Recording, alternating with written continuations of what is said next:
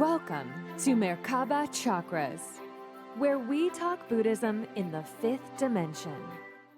Welcome to another episode of Merkaba Chakras podcast. Today, we bring some aloha to you through interviewing spiritual teacher Stewart Blackburn. Now, Stewart offers many tools for people that he has learned in his decades of studying diverse healing modalities, and especially the art of conscious manifestation. In his latest book, It's Time to Come Home with Kindness and Compassion, we come back to ourselves. Stewart Blackburn explains how the ultimate human exploration is knowing your true inner self. And from that knowing, we create the universe. Stewart, welcome to Merkaba Chakras. So much. I'm delighted to be here, Vaughn. Yeah, I have heard a lot about the material that you offer, and I have been going through your website, and I do love a little bit of aloha every day. So, but yes, and I have been studying some of the modalities as well through my research. So I just was very delighted to have this interview, and there is so much to discuss. But today, you're going to give us some insight into our true selves so that we can become conscious manifestors of our greater realities. So, I want to start with the first question for you. Now, Okay. your journey to understanding these manifestation tools to teach students about is unique. Can you tell us more about how your spiritual awakening pulled you into being a spiritual teacher in Hawaii? The primary way that I got here was to follow the um, the spiritual teachings of all kinds that I could find. Anybody who had anything interesting to say, I would pursue, and that included, not only Western religions but Eastern religions and things like Tantra. Um, and I found that while I liked Tantra very much, the classical Tantra primarily, it was the shamanism that drew me the most because it is the most empowered of any of these um, kinds of spiritual teachings, spiritual paths. So I studied different kinds of shamanism until I came across a shamanism called Huna that is based on teachings from Hawaii, that is very empowered, but it is not based on fear. That is to say, it doesn't assume that the world is a dangerous place that you need to protect yourself from. It assumes that the world is a beautiful, safe place that has difficulties and challenges that we rise up and meet. It's very important then to stay in as positive an energy as possible so that we can, in fact, create and manifest what it is that we desire. So it was this kind of shamanism that really struck me as the easiest way to learn about conscious manifestation. Now, there are many other ways of doing it, and I'm not suggesting this is the only or even the best. It is the one that I liked. Mm-hmm.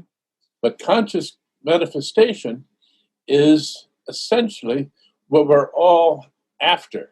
Everybody is trying to make their lives better. And that is, of course, the motivation for doing anything, is we want to feel better than we currently do. So we try to make things happen to our advantage. So learning how to do that is essentially what all religions and all spiritual paths are about. Mm-hmm. Some are more successful than others. I would definitely agree. Yes, and And that's like the whole purpose of this, is to provide all the different ways in which you can connect to consciousness and be an integrated self, because that is the leading edge experience, is to have spirit or consciousness integrated into the physical so that you can experience creation firsthand in the best possible way possible. Because we could all be in spirit, but we cannot always be spirit in body. So let me ask you this. What is heart-centered shamanism, and how can people use it to manifest a life full of aloha? And I love the wonderful aloha spirit behind you, because that's the picture of your garden. So how can we create that in our life and have that kind of abundance? Well, the key piece here is spirit, and you talked about bringing spirit into our lives. And so I approach it from a slightly different point of view. That we are spirit, that's who we are, that our conscious mind and our bodies are function, that is to say, they are created by our spirit. So essentially, we are trying to get back into an understanding of who we are as spirit and understand why we are manifesting the things that we are already manifesting. So we want to change what we're manifesting. We want to learn how to do it better. Right, But right. we're already doing all the manifestation. Right. We're already manifesting, and many people are, but what I find is, and I'm not sure if you find this in your work as well, is people are unconsciously manifesting, and what they're typically manifesting is their unconscious fears. So before people can get into being a conscious manifester of wonderful things in their life, how can they not create out of their fears? I mean, what have you Well, found in working with heart-centered shamanism? heart-centered shamanism basically is my term for a peaceful, uh, love-based kind of shamanism. That is to say, the ability to create what it is that you want without getting into fear mode, without trying to protect yourself. So it is largely based on understanding how it is that we sabotage ourselves. And what are some of the ways in which people sabotage their own creations? Like let's say somebody is working on creating, a positive outcome in their relationship or their career, whatever they're working on at the time. But then self-sabotage is a common thing that comes up. So how can people recognize not to self-sabotage so they can fully get the full experience and go all the way to the end of that experience? Good. Yes. Good. Great question. The one of the most important things is that people have lots of expectations of other people and expectations of themselves.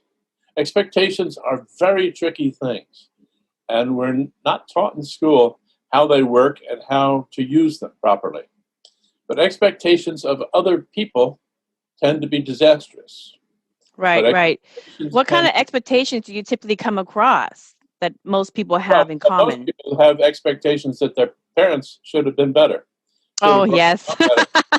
And so they go around being angry that their parents didn't do what they couldn't have done.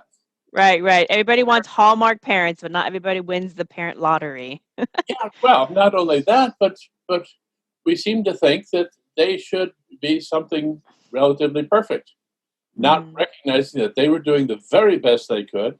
Mm-hmm. And we have decided that because our problems are that we have any problems, that it's our parents' fault. So we blame them. So we And, don't take responsibility of our own. yeah, So being conscious is, in my mind, when you're conscious, you become self-responsible for your own well-being. You take self-initiative and you put focus and intention on the things that you do. And so when things happen, it is not a byproduct of everybody else. It's because right. they're not doing the physical action that you're doing to create that outcome. Is that, what do you say about that when people want to go, oh, it's because of this, oh, it's because of that, Well, it's because of this? so there are two things that I want to say then. One is that criticism doesn't work. of Mhm. yourself or anybody else. Yeah. It does not change somebody else's behavior to the positive. It'll only make other people unhappy, and it'll make yourself unhappy when you're criticizing yourself. It Mhm. doesn't work. Mhm. So that's one of the biggest things to be mindful of if you are on a spiritual path. Appreciate yourself and appreciate others, and Right, take right. responsibility for the fact that you are creating your own reality. Now, we know this phrase, we've been using it for the last 50, 60 years. But another way of putting it is the world is what you think it is. Mhm. You are looking at your world from your own particular point of view.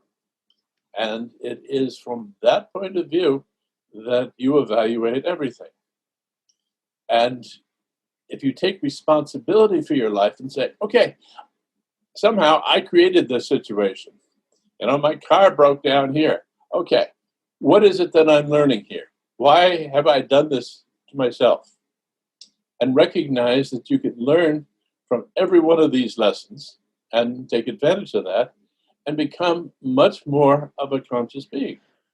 Um, but when you start blaming the world, then you lose your power.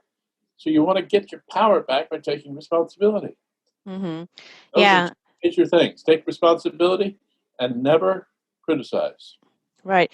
And all that criticism for art can become excuses and lower your frequency. The kind of a time wasters. Instead of focusing on the solution and working towards, okay, a car broke down. Let's go look for a mechanic in the area. Let's go look at how we can finance this, et cetera, et cetera. Instead of spending the time to work your way out of this and get it resolved so you can move on to the next best thing, you just spin your wheels for much longer than you need to in order to learn that next lesson. Is that Right. what we're doing? We're spinning our wheels in our life over and over again, not really getting to the next journey that we're supposed to go to? Oh, I don't think that there's any part that's really spinning wheels. Mm. I think we're all learning all the time. Sometimes a little faster than at other times. But one of the things that I think makes it go faster is to recognize that suffering, which a number of religions have built their religions around, particularly Buddhism, is not inevitable. It's optional. Pain is inevitable, but Mm. suffering is optional. Mm. You And can suffer less. We can suffer less, for sure. we don't have to suffer at all. It all depends on how we are looking at things. Mhm. Suffering is a function of the story you're telling yourself. Change your story, you change your life. True, true. So, how can people use the magic of Huna to consciously create a more satisfying life full of love and gratitude, and moving away from falling into the pitfalls of suffering and putting yourself further into that, or away from the pitfalls of criticism and blaming others? How can they, consciously manifest of loving gratitude? Um, Terrific. One of the things to remember is that we're really talking about energy, manipulating energy, how we are using our thoughts and our feelings to craft the reality that we want. So we need to remind ourselves that what we are thinking is having a large influence of what we're about to create.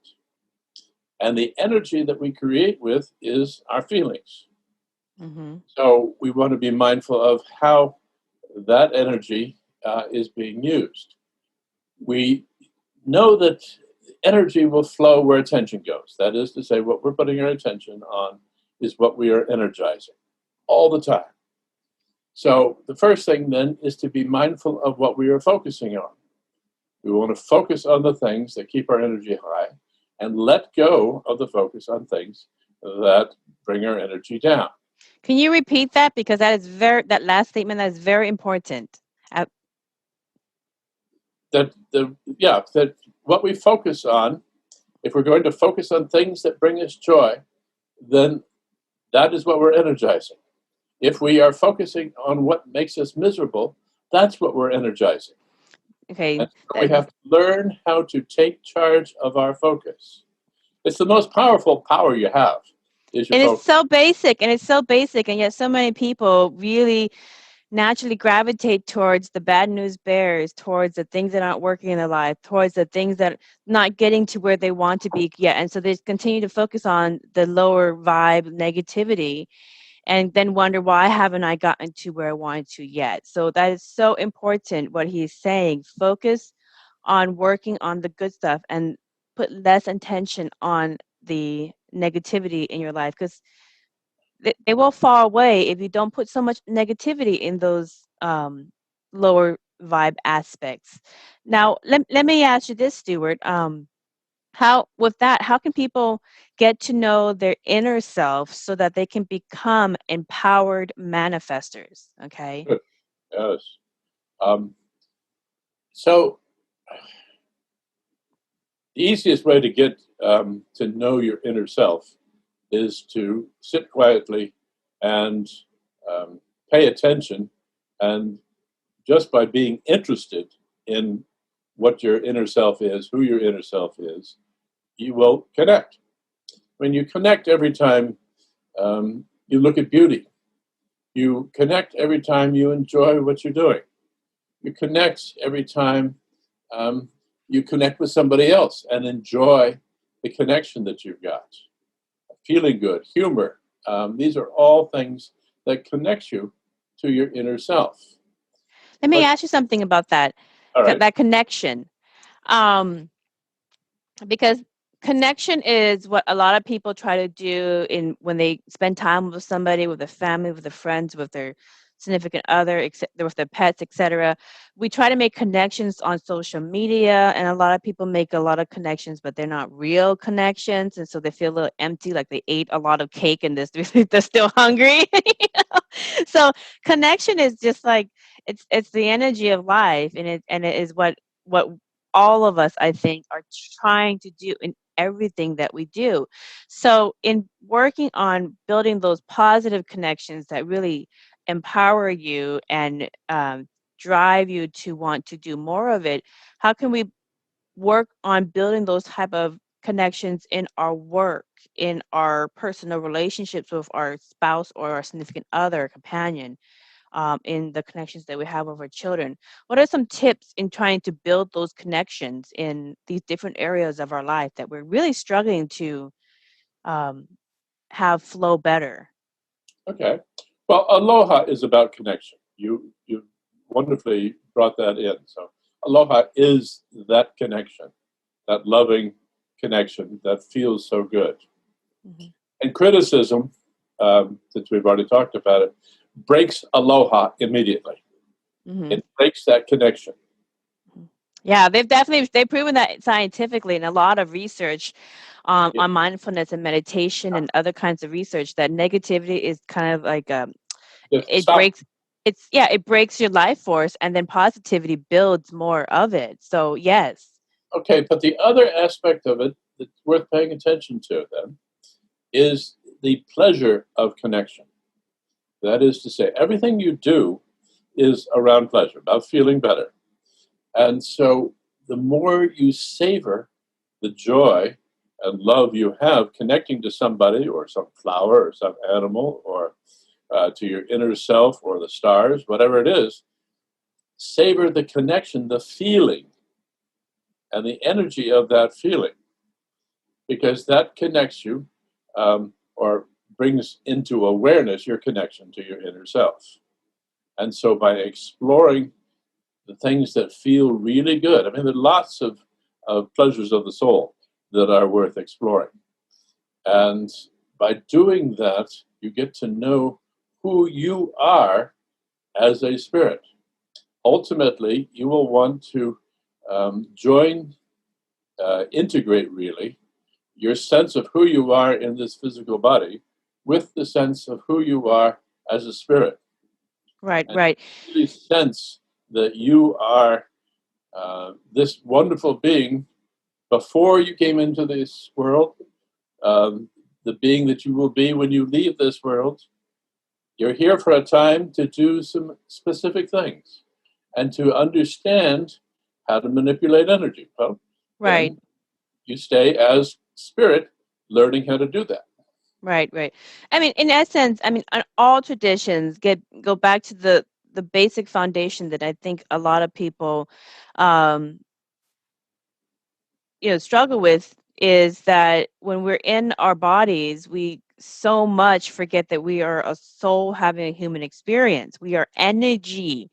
We've always been energy, and in the energy has manifested in this form in this lifetime, but that energy, like prana, has always existed before and after this experience is over with. So with that, people sometimes they really get caught up in the physical form, um, of kind of the limitations. And so, how can people change the stories of being a victim of their personal circumstances, which they continue to replay in their minds, and then learn and grow from it to reconstruct a new story, which ultimately changes the history of their past? And this is really, really important because I don't think people fully understand that when they change their present, um, viewpoint about something, not seeing a victim, they really do change their past history. Can you explain that in terms of Huna? Sure. It's as many people understand, it's the story that you tell yourself that makes you hurt. It isn't what happened that makes you hurt. That happened a long time ago. It's you telling that story right now in the present that makes you hurt. And so you are hurting yourself over and over and over again. So the trick to this is to tell a different story. Generally, you can tell a different story by saying, okay, something happened. I didn't like it, but I learned something from it. And in that sense, it has been a valuable experience for me. I don't have to go through it again. I now turn my attention to the next thing that I want to learn or experience. Right, right. And so And for again, somebody who, go ahead. it's a matter of learning how to take charge of what you're focusing on. Not an easy thing for many people. Right. Can you give us some examples of how to apply that? So let's say somebody has issue with their traumatic childhood, like child abuse. Let's take child abuse or child neglect. Um, how do they change their frequency by seeing a different story? Okay, we start with not calling it traumatic. Okay. Traumatic is a dramatic word that has a lot of energy to it, that something terrible happened, irreparable, and makes the whole change of story more difficult. So the child will have to feel. This is one of the things about this work, because you have to feel everything. I mean, you have to hang out in it, but you have to be able to feel and say, okay, I really didn't like being hit as a child or raped as a child. I hated that. But that was then. I don't have to let that run my life now. I can look back and say, okay, that hurt, and I'm not ever going to let that happen again. I've learned a whole lot about compassion in the course of this, and I am inspired by my experiences to help other people who have had that experience and are trying to figure out how to deal with it. Right, right. And let me ask you something, because people oftentimes think compassion is done onto other people. What about giving compassion to yourself and replaying that story over and over again? When somebody replays those stories that are not beneficial to their current and future self, what do they do to themselves? What do they do to their energy? Well, telling a story um, that makes you feel bad about yourself will always hurt you. So you need to tell the story in a way that makes you feel good about yourself. You can tell any story you want. You can change any story in any way. The Mm-hmm. story is up to you. It's your story. Um, it's not. We're not talking about absolute truth here. This is a subjective reality that affects how you feel about life. Right, right. I would definitely, I definitely understand that, and I hope people who listen to this understand it, because I do hypnosis here in Seattle, and I get some people come in for neglect or a childhood that was not very favorable, and what they come in looking at it like this was a very negative thing that happened to me. It's impacted me in all these different ways. But then when they go through hypnosis, what is revealed to them is that they are continuing to punish themselves for something that happened to them, um, that was, done by somebody else. And what they could look at it as is they overcame it and they learn from it, because they're not doing it to their children and repeating that cycle, to cause and bring this on to the next generation. And because they have strong enough to overcome that, they broke the chains of this conditioning that has been done, generation after generation in some of these cases, and able to educate others to not repeat this pattern. So you can look at it as a victim and continue to um, hurt yourself by continuing to replay that story, or you can look at it in a different way as kind of the person that overcame a very, very strong thing that most people in that family line was not able to overcome, which will help a lot of people. And if you look at it the other way, it's actually very empowering. And I found a lot of clients become very empowered with that. And is that kind of what that spirit of aloha and finding compassion in yourself, that's the pathway in which people need to apply to their stories so they become less of a victim? Well, absolutely. So you start with that compassion, saying, okay, I see the pain and I want to do something about it.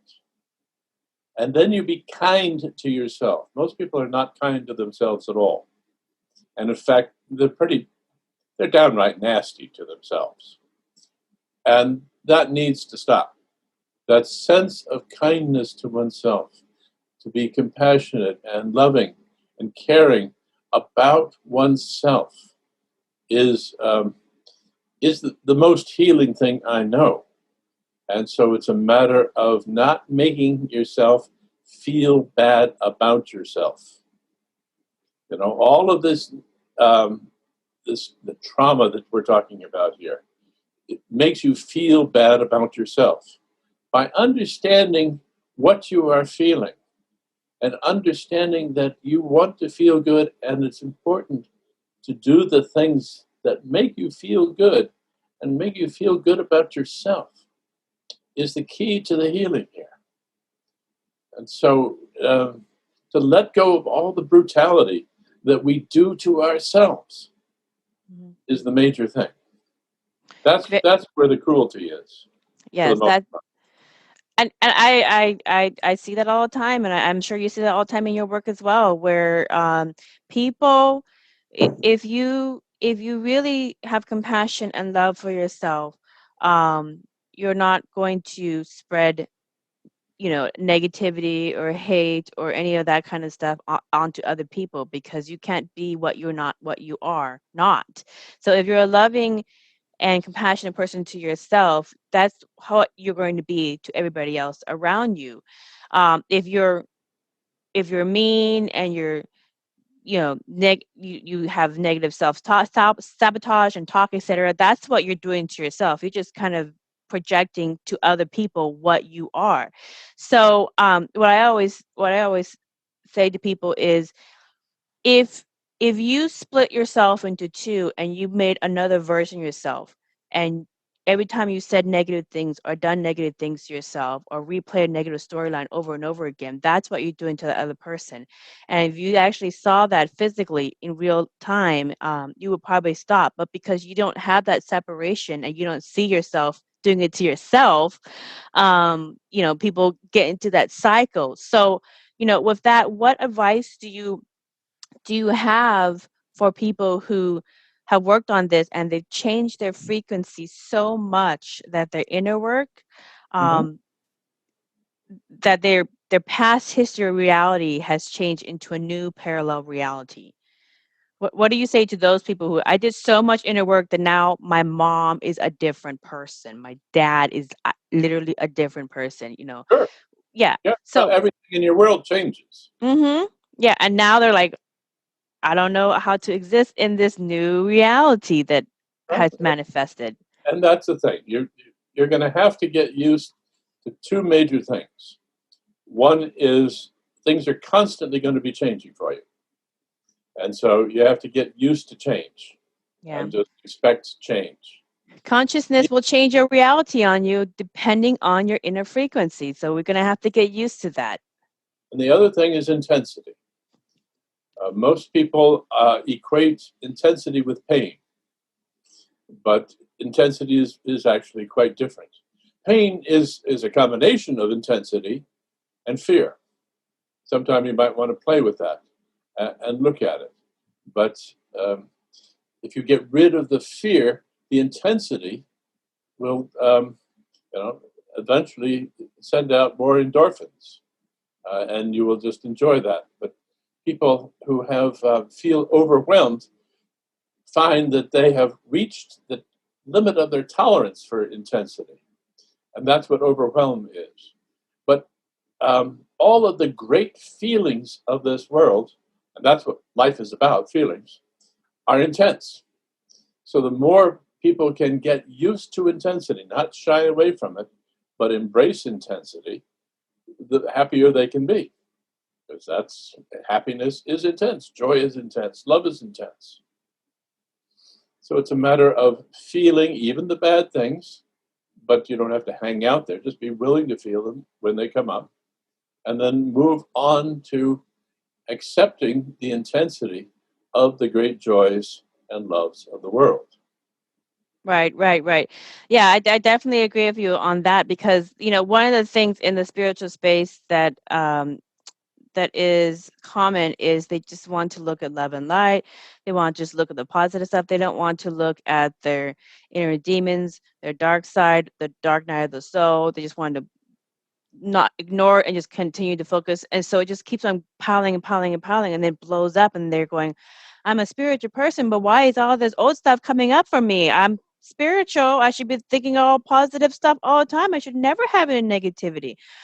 But on the flip side, in your work and in my work, and in many other people's work in the space, what comes up is if it's brought up to you, it is for you to transcend, for you to work on and learn from it so you don't create that. And so when you have no negativity to continue to create from because you've learned that lesson, what there's left is positive things to create from. So, I bring that up because, the Buddhist tradition and many indigenous traditions worldwide, they participated in the 2012 awakening ceremonies to close out a 26 million year cosmic cycle of the Earth's rotation and welcome in a higher energy to the Earth of unity. And so we leapfrog deeper into this higher parallel reality. And because of that, things are manifesting faster. And many people in this space have been saying that things are manifesting faster. My fears are manifesting faster. My abundance is manifesting faster. So, what tips can you offer to people who are still unconsciously creating out of 3D paranoia in this higher state of energy where things manifest faster? I would suggest, for me, the easiest way to deal with that is to look at everything in terms of energy, because they are creating with energy. And so if they pay attention, or we pay attention to what we are feeling, our feelings are our experience of energy, right? So if we pay attention to our feelings, we are paying attention to our energy. So we are manifesting with our thoughts and our energy. So if we pay attention to how we are feeling, we're paying attention to the energy with which we are manifesting all the time. Now, our feelings generally follow our thoughts. So if we are mindful of what we are thinking, then we can be mindful of the energy that we are creating with. And so it makes it much simpler, rather than thinking about the qualities and all of that. What's my energy today? What energy am I creating my life with? Because each moment is that we are experiencing is the creation, the function of the thoughts and feelings we've just been having. Mm-hmm. So to simply pay attention to what we're thinking and the energy that we are creating with takes it down to the bare basics. And by being mindful of that, it's much easier to say, oh, my energy is lousy, and look what I'm creating with it. I'll change my energy because I can. Yeah, yeah. It is funny how some people who try so hard to work on fixing a negative thing in their life, but they spend so much time musing about what went wrong, how it's going wrong, how it's not going right. And then the struggle becomes even more real, even harder. It is kind of funny. And yet it's like, how far down this did you want to go before you finally realize the lesson and address it and work from it? So on the flip side, going away from people who create a 3D paranoia, on the flip side, how can people who've moved beyond that and are consciously manifesting overabundance in these higher energies and they're feeling overwhelmed about how to balance all this good stuff, how can those people focus their intentions on the things that they want to experience because they have an overabundance of good stuff coming their way so much faster? So Well, you that's used the word overwhelm. So I just defined it, and I think that it's worth paying attention to. The overwhelm is the limit of the tolerance for that intensity. So I would suggest to you that people who are in that kind of state recognize that they can open to greater intensity of this and can become more powerful creators by handling greater intensity. and what tips can you offer for those people? I'm one of those people. I have an overabundance issue. Right. And it is a different issue than somebody who's constantly creating out of fears. But Absolutely. but So how then can use your energy to help other people. And if you run out of people to help, let me know. No, but yeah, but I get a lot of clients as well through my hypnosis, and through different interviews who they're like, okay, I know that we're in the fifth dimension. I know that we're in the higher dimensions because never before in my life have so much good stuff happening. It's just synchronicities all over the place. I don't have to work that hard. It's just, but now it's almost like, how do I focus? So what tips for those people can you give them so they can get the best experience out of the things they're working on? So let me give you an example. I have clients that come through and they're computer programmers and they're going, okay, I have all this great idea, but we have to get something to the market and we have to finish the project. So how do we focus on all these great ideas? So you focus on what feeling do you want? Because that's what you're trying to manifest, feelings. So you decide what feelings you want. Are you after, or is the programmer after people feeling satisfied and happy that they are more productive? Is that what, or that they can make more money? What is it that the programmer is trying to help people do? What Right. feelings do the customers are they supposed to be able to achieve with that product? Right. Let me ask you another thing too, because I'm in Seattle and we have a lot of IT people here in a lot of different areas. And now that we're doing online school for some people, and that might be a future aspect of the curriculum, etc. Um, One of the things is a lot of the IT professionals that I talk to in my field and the ones that come in for hypnosis, many of them they want to do good. They want to help people make that connection. They want to know that the work that they're doing is making the world a better place, not a worse place. But the algorithm has kind of served what they want, and so it's going to serve people more of what they want. And if they're just constantly manifesting out of 3D fears and anxiety, then they're going to get more of the negativity on their news feed, on all the different apps that they work on. And so that's not what the programmers wanted. They just created it so that they can help people connect and enjoy the product, and also make some money. But the algorithm is designed to serve you what you want, and the customers spend all the time on these negative things, and so they get more of the negative things. So it's kind of like a catch-22. What do you say to those people working in IT who's going, it Well, went out of control? How do we so fix it depends this? on what the individual programmers are after for themselves. What feelings do they want for themselves?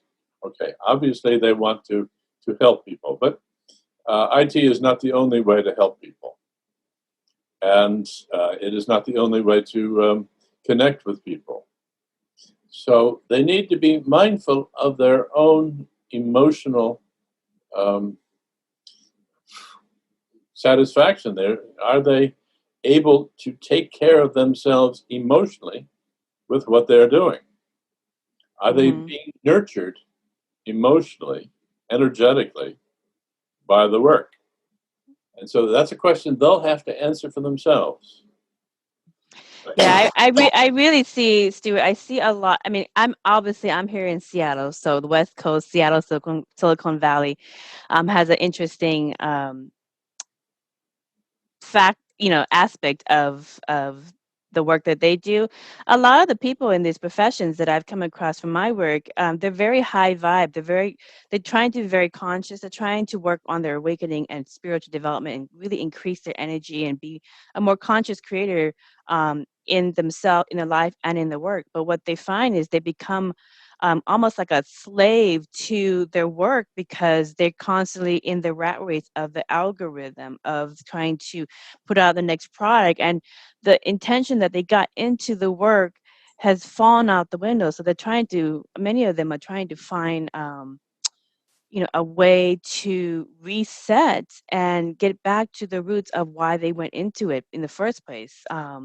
So how can they use their skills and knowledge to enter into other industries and help people um, interact with life more than just sitting there on their social media, on their apps, on the technology? Because the technology that many of them created were to help assist us into having a much easier, better life, but it's kind of working against the intention. So they're like, how do we do this? And so that's what I find in my hypnosis. And you I know, was a student radical back in the 1960s, and I actually spent months driving around the country, meeting every new left person I could find.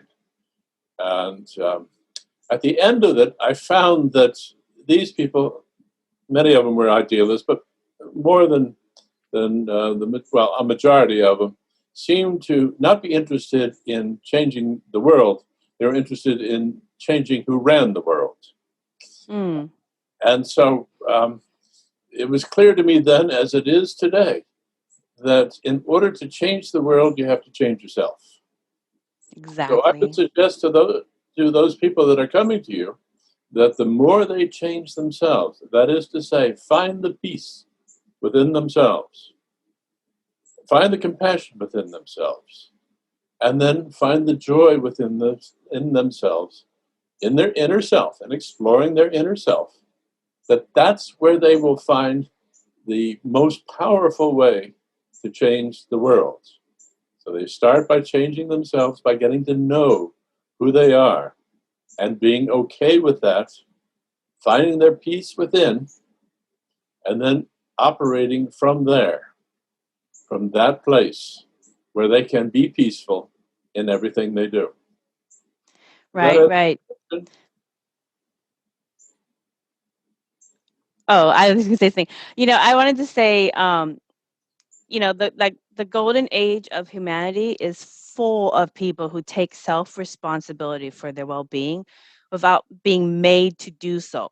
Okay. And like you say, they've integrated their consciousness into the experience. And, as we move forward, I think people are going to realize that their self-worth is not measured in 3D terms, such as how expensive is your car or your house or what your status is. Instead, it's going to be how spiritual you are, how much energy do you radiate? How do you consciously create something with your energy? These are the questions. These are the things that the next experience and the next generation is going to be focusing on. I really truly see that in your work and other people's work. And with our advanced energy, our advanced Merkabas, we travel and we see the stars and the multiverse, with ourselves. So, there's just so much material that you can go into. Do you have any last messages that you want to leave people with? I do. I definitely do. I want to bring it down to some very basic things. That is to say, in terms of success, and how do we measure success? Pleasure is the measure of success. Are you enjoying your life? Very simple. Do you feel good? That's what you need to be paying attention to. If you're not paying attention to how good you feel, or whether you're feeling good at all, then you're missing the whole point. You're missing life. Life is about learning how to feel good and mastering the energy to find ways to feel even better. So the measuring stick has to be feeling good, which is what pleasure is.